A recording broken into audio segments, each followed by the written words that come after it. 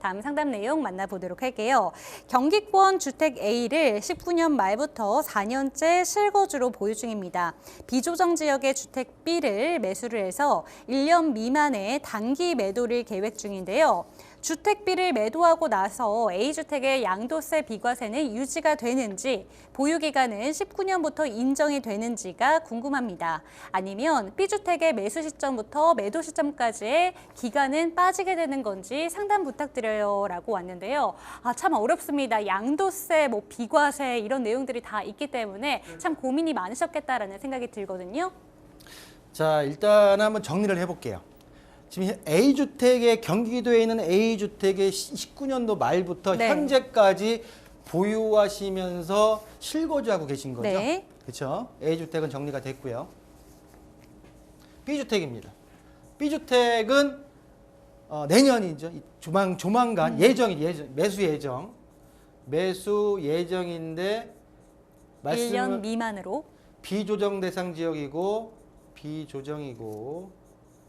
그리고 단기 매도를 하겠다 이거죠. 네.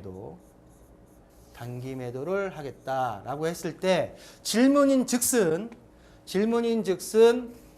단기 매도를 했을 때 A주택이 비과세가 되느냐, 1세대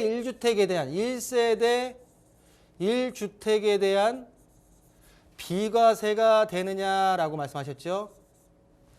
네. 결론은 된다. 매도를 하니까. 그리고 언제부터 보유기간은 언제부터? 19년 A주택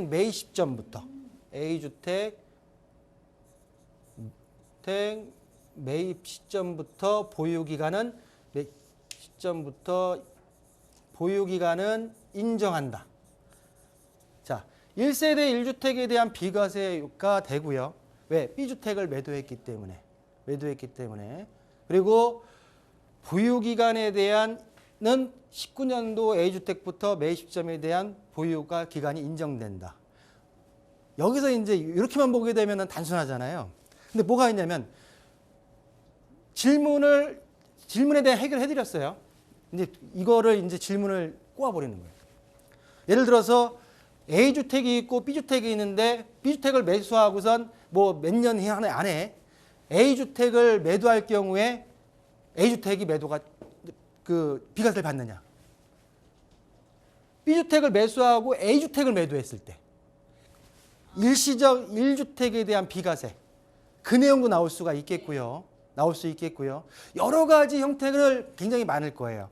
우리 시청자분께서는 단순하게 기존에 살고 있는 집은 놔두고 새로 매수할 집을 단기 매도하기 때문에 기존의 주택에 대한 비과세 혜택과 보유기간이 다 인정되지만 역으로 A주택을 매도하시는 분 같은 경우에는 케이스가 너무 많기 때문에 일시적 1주택에 대한 비과세 요건 세 가지를 또 충족을 해야 되기 때문에 그 내용도 있습니다. 여러 가지가 있기 때문에 그 케이스가 있기 때문에 이 설명을 좀 해드리고요. 자, 그러면 두 번째 B주택을 단기 매도했을 때 양도소득세 1년 미만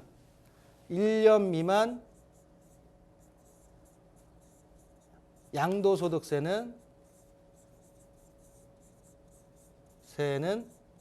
70%입니다. 여기다가 70%입니다. 여기다가 지방세가 붙겠죠. 70% 이상의 금액을 단기 매도하신다고 하게 되면 내셔야 되기 때문에 일단은 요거까지 비과세는 맞고요. 1년 미만 양도했을 때는 70%에 대한 양도소득세도 납부를 하셔야 된다. 요거까지 인지하시고 진행하셨으면 좋겠다라고 정리해 드리겠습니다.